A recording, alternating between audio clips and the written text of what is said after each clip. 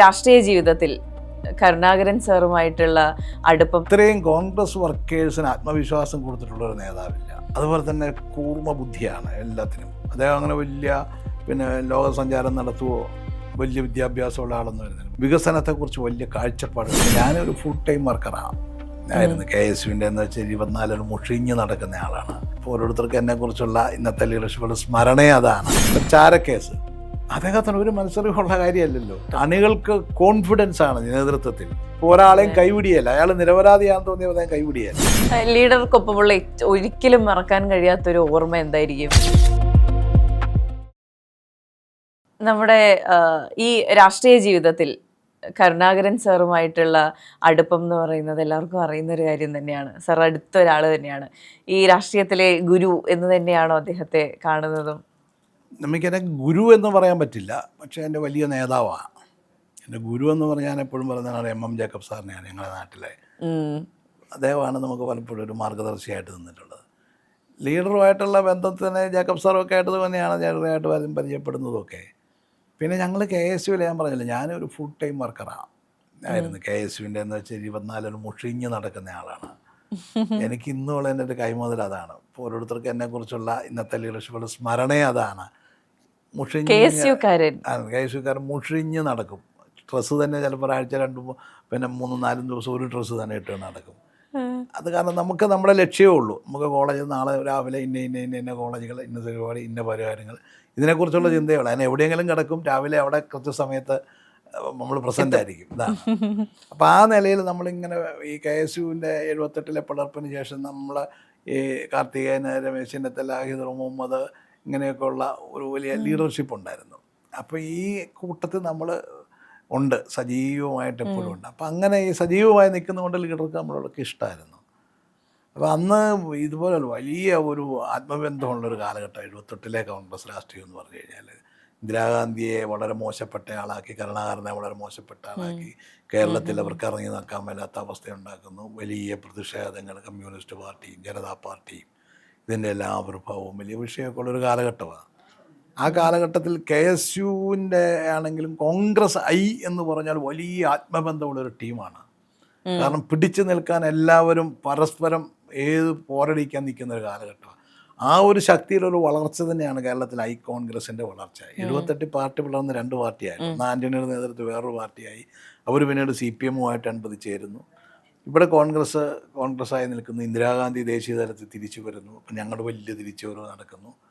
ആ കാലത്ത് കോൺഗ്രസിൻ്റെ തിരുവനന്തപുരത്തെ ഓഫീസ് നമ്മുടെ പ്രധാനമായിട്ട് ആദ്യമേ ഓഫീസ് തുടങ്ങിയത് വേറെ അവിടെ നമ്മുടെ ഹൗസിംഗ് ബോർഡിൻ്റെ പുറകിലുള്ള ക്യാമ്പിൽ അവിടെയായിരുന്നു Iയുടെ ഓഫീസ്. പിന്നീട് ഞങ്ങൾ ഇപ്പോഴത്തെ നമ്മുടെ അവിടെ പോലീസ് ക്യാമ്പുണ്ടല്ലോ നന്ദാവനം, അതിനടുത്തായിരുന്നു KPCC ഓഫീസ്. അന്ന് KPCC പ്രസിഡന്റ് ചാണ്ടി സാറ്, അതുപോലെ തന്നെ ലീഡർ, പ്രതിപക്ഷ കേരളത്തിലെ കോൺഗ്രസിൻ്റെ പാർലമെൻ്ററി പാർട്ടി ലീഡർ, ഇവർ രണ്ടുപേരും ഒന്നിച്ചൊരു മുറിയിലായിരിക്കുന്നത്. 2 കസേരയിൽ അപ്പുറം ഇരിക്കും. ഞങ്ങൾക്കെല്ലാം താഴെ ഓരോ മുറിയുണ്ട് KSUക്കാർക്ക്. ഞങ്ങളെല്ലാം വരും. ഇപ്പം വൈകുന്നേരം ഇവർ വന്നു കഴിയുമ്പോൾ ഞങ്ങളെല്ലാവരും ഒന്നിച്ചിരിക്കും, ചില കാര്യങ്ങളെക്കുറിച്ച് പറയും. അങ്ങനെ ഭയങ്കര അടുത്ത ഒരു സ്നേഹബന്ധമായിരുന്നു ഉണ്ടായിരുന്നത്. ലീഡറെ സംബന്ധിച്ച് ഏറ്റവും വലിയ കാര്യം കോൺഗ്രസ് വർക്കേഴ്സിനെ ഇത്ര ആത്മവിശ്വാസം കൊടുക്കുന്ന, കോൺഫിഡൻസ് കൊടുക്കുന്ന ഒരു നേതാവില്ലായിരുന്നു.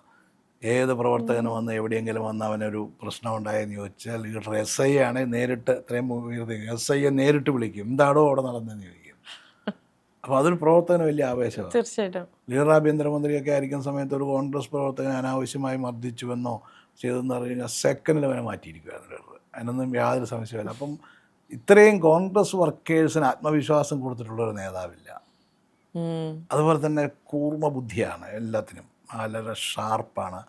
വികസനത്തെക്കുറിച്ച് അദ്ദേഹം അങ്ങനെ വലിയ ലോക സഞ്ചാരം നടത്തുവോ വലിയ വിദ്യാഭ്യാസമുള്ള ആളെന്ന് വരുന്നത്, പക്ഷേ വികസനത്തെക്കുറിച്ച് വലിയ കാഴ്ചപ്പാടുകളാണ്. എവിടെ നിന്ന് എന്ത് കിട്ടിയാലും അതെല്ലാം കളക്ട് ചെയ്യും, ശ്രദ്ധിക്കുമായിരുന്നു. അതിന് പറ്റിയ ഉദ്യോഗസ്ഥരെ കൊണ്ടുവന്ന് വയ്ക്കും, അവരെ കൊണ്ട് പണിയെടുപ്പിക്കും. അങ്ങനെ അദ്ദേഹത്തിൻ്റെ ഇപ്പം നമ്മുടെ നെടുമ്പാശ്ശേരി എയർപോർട്ട്, ഈ ഗോശ്രീ പദ്ധതികൾ തുടങ്ങി തിരുവനന്തപുരത്ത് തന്നെ എത്രയോ പദ്ധതികൾ, ഇതെല്ലാം അദ്ദേഹത്തിൻ്റെ കാഴ്ചപ്പാടിലാണ് ഇതൊക്കെ സ്റ്റാർട്ട് ചെയ്യുന്നത്.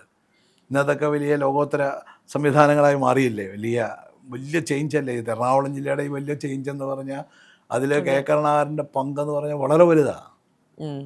വളരെ വലുതാണ്. അത് അദ്ദേഹത്തിൻ്റെ കാഴ്ചപ്പാടുകളാണ്. ഇതൊന്നും അന്നത്തെ കാലത്ത് ഇതുപോലെയുള്ള വിദേശത്തു നിന്ന് ഫണ്ട് കിട്ടാനുള്ള മാർഗമോ അങ്ങനത്തെ ഏജൻസികളോ ഒന്നുമില്ല. കേന്ദ്ര ഗവൺമെൻറ്റിൻ്റെ ഈ പറയുന്ന പോലെ ഫണ്ടൊന്നും കിട്ടാനില്ല. പലതും ഇപ്പോൾ ഇവിടെ സഹകരണ മേഖല പോലെയാണല്ലോ നമ്മുടെ ഈ നമ്മുടെ ഈ പിന്നെ വിദേശ മലയാളികളൊക്കെ ഉൾപ്പെടുന്ന ഒരു കൺസോർഷ്യമാണല്ലോ നമ്മുടെ ഈ എയർപോർട്ട് ഇവിടെ പണിതത്. അതൊക്കെ അന്നത്തെ കാലത്ത് അതൊക്കെ ഇവരെല്ലാം കൂട്ടിപ്പിടിച്ച് അതൊക്കെ അദ്ദേഹത്തിൻ്റെ വലിയ ഭാവന അതിൻ്റെ പിന്നിലുണ്ട്. അതുകൊണ്ട് ഇപ്പോഴാണെങ്കിൽ നമുക്ക് വികസനത്തിന് പണത്തിന് പലപ്പോഴും പ്രശ്നമില്ല. വിദേശ ഏജൻസികളൊക്കെ നമുക്ക് പൈസ തരാനുണ്ടാവും. അന്നൊന്നും അതൊന്നുമില്ല. അന്നതൊന്നുമില്ല. അന്നത്തെ കാലത്ത് ഇതൊക്കെ ചെയ്യാൻ പറ്റിയെന്നൊക്കെ പറയുന്നത് വലിയ കാര്യം തന്നെയാണ്. അദ്ദേഹത്തിന് പിന്നെ ഒരു നല്ല രാഷ്ട്രീയക്കാരൻ. അതും ഈ പറഞ്ഞ പോലെ ഏത് പ്രതിസന്ധിയിലും രാജൻ കേസ് എന്നൊക്കെ പറഞ്ഞാൽ അന്നത്തെ നക്സലൈറ്റ് ആയിരുന്ന അല്ലെങ്കിൽ ആ മൂവ്മെൻറ്റിനെതിരെ അദ്ദേഹം നടത്തിയിട്ടുള്ള പ്രവർത്തനങ്ങൾ കേരളത്തിലെ നക്സൽ പ്രസ്ഥാനത്തിന് നടുവൊടിച്ചത് കരുണാകരൻ തന്നെയാണ്. അദ്ദേഹം ആഭ്യന്തരമന്ത്രിയായിരിക്കുമ്പോഴാണ് 72-ൽ. ഈ കേരളത്തിലെ ഇന്ത്യയിലെ പിന്നെ ഈ നക്സൽ മൂവ്മെൻറ്റ് വലിയ ശക്തമായി ആദ്യം വന്ന സ്ഥലങ്ങളിൽ ഒന്നാണ് കേരളം. കമ്മ്യൂണിസ്റ്റ് പാർട്ടി മൂക്കുന്നതാണല്ലോ നക്സലൈറ്റ് ആകുന്നത്. കമ്മ്യൂണിസ്റ്റ് പാർട്ടിക്ക് വലിയ ശക്തമുള്ളതാണ് ബംഗാൾ, കേരളമൊക്കെ. അത് കമ്മ്യൂണിസത്തിന് തീവ്രത കുറയുന്നത് തോന്നുമ്പോഴാണ് നക്സലാകുന്നത്. അപ്പോൾ അങ്ങനെ ഇവിടെയൊക്കെ വലിയ നക്സൽ മൂവ്മെൻറ്റിനൊക്കെ ആദ്യമേ കുറച്ച് ഉരുക്കുമുഷ്ടിയൊക്കെ പ്രയോഗിച്ചിട്ടുണ്ടെങ്കിലും ആ പ്രസ്ഥാനത്തെ ഇല്ലായ്മ ചെയ്യുന്നതിൽ വലിയ പങ്ക് വഹിച്ചിട്ടുള്ള ആളാണ് കരുണാകരൻ. അതിനൊക്കെ കേരളം അദ്ദേഹത്തോട് കടപ്പെട്ടിരിക്കുന്നു എന്ന് വിശ്വസിക്കുന്ന ആളാണ് ഞാൻ. പിന്നെ പോലീസിൻ്റെ ഭയമൊന്നുമില്ലായിരുന്നു. പോലീസിൻ്റെ ചില എക്സസ് ആയിട്ടുള്ള പ്രവർത്തനം കൊണ്ടാണ് ചില സംഭവങ്ങളൊക്കെ ഉണ്ടായിട്ടുണ്ടാകാം. അതിൽ പഴിയൊക്കെ അദ്ദേഹത്തിൻ്റെ തലയിലും വന്നിട്ടുണ്ടാകും. ഇപ്പം ചാരക്കേസ് അദ്ദേഹത്തിന് ഒരു മത്സരമുള്ള കാര്യമല്ലല്ലോ. അദ്ദേഹം വിശ്വസിച്ച ഉദ്യോഗസ്ഥന്മാരെ ഇതിനകത്ത് കക്ഷിയാക്കാൻ ശ്രമിച്ചപ്പോൾ അവർ നിരപരാധിയാണെന്ന് അദ്ദേഹത്തിന് അറിയാവുന്നുണ്ട്. അദ്ദേഹം അവർക്ക് വേണ്ടി നിന്നു. ഇപ്പം ശ്രീവാസ്തവയൊക്കെ ഇപ്പം പിന്നീട് പിണറായി വിജയൻ്റെ ഉപദേഷ്ടാവായി നിന്നാണ്. ഈ ശ്രീവാസ്തവയുടെ പേരിലേക്ക് ആരോപണം വരികയും പി വാസ്തവയാണ് അതിൻ്റെ കുഴപ്പക്കാരെന്ന് വരുത്തുകയും ചെയ്യുമ്പോൾ അതല്ല എന്ന് പുള്ളിക്ക് ബോധ്യമുള്ളത് കൊണ്ടാണ് പുള്ളി അദ്ദേഹത്തെ സംരക്ഷിച്ചത്. ഇപ്പോൾ ഒരാളെയും കൈവിടിയല്ല. അയാൾ നിരപരാധിയാണെന്ന് തോന്നിയപ്പോൾ അദ്ദേഹം കൈവിടിയല്ല. അതിൻ്റെ പേരിൽ ഏത് ആരോപണം കേട്ടാലും പുള്ളി അതിനൊന്നും മൈൻഡ് ചെയ്യത്തില്ല. ഈ വിമർശനങ്ങളൊന്നും പുള്ളിയെ ബാധിക്കത്തേയില്ല. മുഖത്തിന് യാതൊരു ഭാവവ്യത്യാസം ഇല്ലാതിരിക്കും. ഇന്നൊക്കെ ചില ആളുകൾ വിമർശനം വരുമ്പോൾ പെട്ടെന്ന് തളർന്നു പോകുമല്ലോ, പേടിച്ചു പോകുമല്ലോ വരുമ്പോൾ. അത് ഒരു ഭാവവ്യത്യാസം ഉണ്ടായില്ല. നമുക്ക് അന്നത്തെ കാലത്ത് വിശ്വാസം എന്താണെന്ന് വെച്ച് കഴിഞ്ഞാൽ ലീഡർഷിപ്പുള്ള വിശ്വാസമാണ്. എന്ത് പ്രശ്നം കൊണ്ടായാലും ലീഡറുണ്ട്, പുള്ളി അതിനെന്തെങ്കിലും മരുന്ന്, അതിന് മറുപടി അദ്ദേഹം ചെയ്തിരിക്കും, അതിന് പിന്നെ മറുമരുന്ന് കണ്ടിരിക്കും എന്ന് ഞങ്ങൾക്കൊരു കോൺഫിഡൻസ് ഉണ്ടായിരുന്നു. അതാണ് ഒരു ലീഡറെ സംബന്ധിച്ച് ഏറ്റവും വലിയ കാര്യം. തീർച്ചയായിട്ടും അണികൾക്ക് കോൺഫിഡൻസ് ആണ് നേതൃത്വത്തിൽ. ഒന്നും പേടിക്കാനുള്ള ലീഡറുണ്ടല്ലോ മുകളിൽ, ചെയ്തോളും, എന്തിങ്ങോട്ട് വേണം വന്നോട്ടെ, അതിന് മറുമരുന്ന് പുള്ളി ചെയ്യും എന്നുള്ള ഒരു ഭയങ്കരമായ വിശ്വാസം കോൺഗ്രസ് പ്രവർത്തകരുണ്ടാണ്. ആ ഒരു വിശ്വാസം അതുപോലെ നേടിയിട്ടുള്ള ഒരു നേതാവും കേരളത്തിലെ കോൺഗ്രസ്സിലുണ്ടായിട്ടില്ല. പിന്നീട് കേരളയാണെങ്കിലും ഉമ്മൻചാണ്ടിയാണെങ്കിലും അത് വേറെ ശൈലിയാണ്. കരുണാകരൻ്റെ ശൈലിയല്ല, അത് തമ്മിൽ എൻറ്റയർലി ഡിഫറൻ്റ് ആണ്. എനിക്ക് ലീഡറെ കുറിച്ചുള്ള ഓർമ്മകൾ വലിയ സ്നേഹമായിരുന്നു. ഇഷ്ടമില്ലാത്തവരെ മൈൻഡ് ചെയ്യത്തില്ലായിരുന്നു. ചിലപ്പം ഞാൻ KSUവിൻ്റെ പ്രസിഡൻ്റൊക്കെ ആയിരിക്കുമ്പോൾ അദ്ദേഹം കോട്ടയത്ത് വന്നു കഴിഞ്ഞാൽ അന്ന് ഗ്രൂപ്പ് നല്ല ഗ്രൂപ്പാണ്. ഞാൻ അദ്ദേഹത്തിൻ്റെ ഗ്രൂപ്പാണല്ലോ. അത് എന്നെ വണ്ടിയെ കയറ്റിക്കൊണ്ട് പോയപ്പം. പക്ഷേ DCC പ്രസിഡന്റ് ഉൾപ്പെടെയുള്ള ആളുകളൊക്കെ അവിടെ നിൽക്കുമ്പോഴും പടുന്ന് പറഞ്ഞാൽ എന്നെ വണ്ടിയെ കയറ്റിക്കൊണ്ട് പോകും. അതൊക്കെ ഒരു മനഃപൂർവ്വം ചെയ്യുന്നതാണ്. അപ്പം അങ്ങനെയൊക്കെ ഒരുപാട് സ്നേഹം. മാത്രമല്ല അന്ന് ലീഡറുടെ വണ്ടിയെ കയറുക എന്ന് പറഞ്ഞാൽ വലിയ കാര്യമാണ്. കേരളത്തിലെ മുഴുവൻ ഒരു വലിയ ശക്തി സ്രോതസ്സാണ് നിൽക്കുന്നത്. അപ്പം ബാക്കി മുഴുവൻ ഉദ്യോഗസ്ഥന്മാർ മുഴുവൻ ആളും കാണുമ്പോൾ ലീഡർ നമ്മളെ സ്നേഹിക്കുന്നു, നമ്മളൊരു വർത്തമാനം പറയുന്നതും ലീഡർ നമ്മളൊരു കാര്യം പിന്നെ ആലോചിക്കുന്നു എന്നൊക്കെ പറയുന്നതൊക്കെ നമുക്ക് വലിയ അംഗീകാരമാണ്. പ്രത്യേകിച്ച് ഈ ഭരണരംഗത്തൊക്കെ നമുക്ക് വലിയ അംഗീകാരം അതിൻ്റെ പേര് കിട്ടുന്നത്, നാട്ടിലാണെങ്കിലും പ്രവർത്തകരുടെ ഇടയിലാണെങ്കിലും ഒക്കെ. അപ്പം അത് നമ്മളെ ഒന്ന് പ്രൊജക്റ്റ് ചെയ്യണം തീരുമാനിച്ചാൽ പുള്ളി അത് മനഃപൂർവ്വം ചെയ്യും. ലീഡർക്കൊപ്പമുള്ള ഒരിക്കലും മറക്കാൻ കഴിയാത്തൊരു ഓർമ്മ എന്തായിരിക്കും? ലീഡർക്കൊപ്പം വരുന്നത് വെച്ച് കഴിഞ്ഞാൽ പലപ്പോഴും ലീഡറുമായിട്ട് ഇപ്പം ഞങ്ങളിപ്പം അങ്ങനെ പറഞ്ഞാൽ ഒരുപാട് കാര്യങ്ങളുണ്ട്. അദ്ദേഹത്തിന് വലിയൊരു പ്രത്യേകത, ഇപ്പം ഞാൻ ഈ KSU യൂത്ത് കോൺഗ്രസിൻ്റെ ഒക്കെ ഈ ഫോൺ ചെയ്യുന്ന പരിപാടി എനിക്കറിയാം, ആളുകളെ ഇൻഫോം ചെയ്ത് അറിയിക്കുന്നതൊക്കെ. അന്നത്തെ കാലത്ത് നമുക്കെല്ലാവർക്കും ഫോൺ ചെയ്യാൻ മൊബൈലൊന്നുമില്ല. എല്ലാം പ്രതിപക്ഷ നേതാവിൻ്റെ അല്ല മുഖ്യമന്ത്രിയുടെ പ്രതിപക്ഷ നേതാവായിരുന്നു അദ്ദേഹം. പലപ്പോഴും അദ്ദേഹത്തിൻ്റെ വീട്ടിലായിരിക്കും ഉള്ള ഗവൺമെൻറ് ഫോണിലാണ് നമ്മൾ ഈ വിളിച്ച ആളുകളെ അറിയിക്കുന്നതൊക്കെ. പലപ്പോഴും STD എവിടെയാണ്. അപ്പം മിക്കവാറും ഈ ജോലി എൻ്റേതാണ്. അപ്പം ബില്ല് വരുമ്പോഴേ പുള്ളി പറയും ഇതാവൻ വിളിച്ചേക്കുന്നതായിരിക്കും എൻ്റെ പകുതി എന്നൊക്കെ പറയുന്നത് എന്ന് വെച്ചാൽ കേസിന് യൂത്തിനും വേണ്ടി നമ്മൾ വിളിക്കുന്നത്. ഉച്ചയ്ക്ക് ആകുമ്പോഴത്തേക്കും പുള്ളി ഇങ്ങനെ കൈ കെട്ടിപ്പോ ഇങ്ങനെ നടന്നിങ്ങനെ വരും. അപ്പം പുള്ളിക്കറിയാം നമ്മളൊന്നും ആഹാരം കഴിക്കാണ്ടിരിക്കുകയെന്ന്. നമ്മൾ കഴിച്ചോടോ എന്ന് ചോദിക്കും. ആകുമ്പോഴല്ല ഞങ്ങൾ അങ്ങോട്ട് അല്ല പാടോ എന്ന് പറഞ്ഞപ്പം അന്ന് വിളിക്കും, നമ്മളെ കൊണ്ടുപോകും, ഭക്ഷണം കഴിക്കും.